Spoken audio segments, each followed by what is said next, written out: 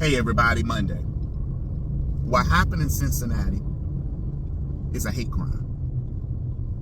I do not care if someone heard someone say nigga. I don't care if they heard them say the N-word. For y'all to act and beat someone to ensure their life and beat that woman like that, that's beyond the N-word. That's racist because you're racist, okay?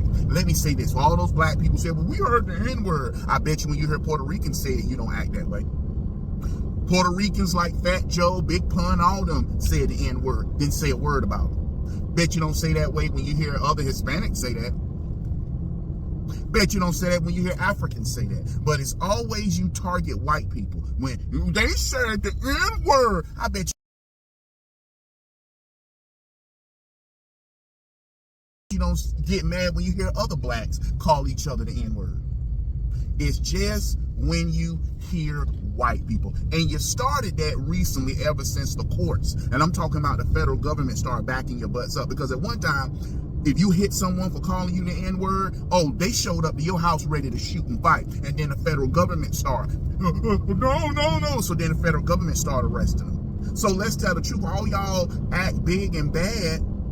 The only reason why you do because the federal government back you up. Because you know if white people get mad, the federal government gonna come back black folk up. That's why you scared about a administration that says no DEI, because then you gonna be held responsible for your MESS.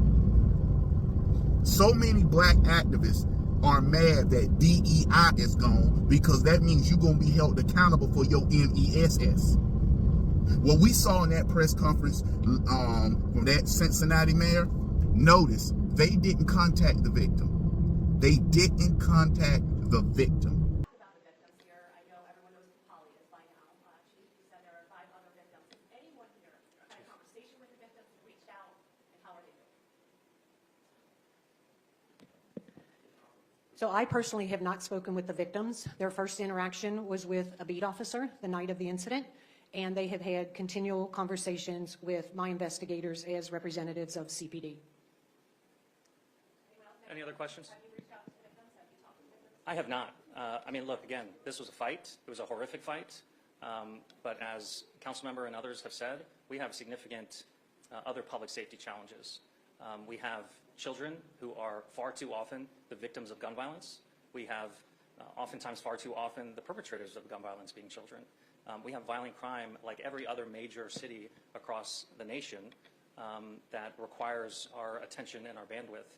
And so I don't traditionally meet or speak to every victim of violent crime in our city, and that's consistent with my approach today.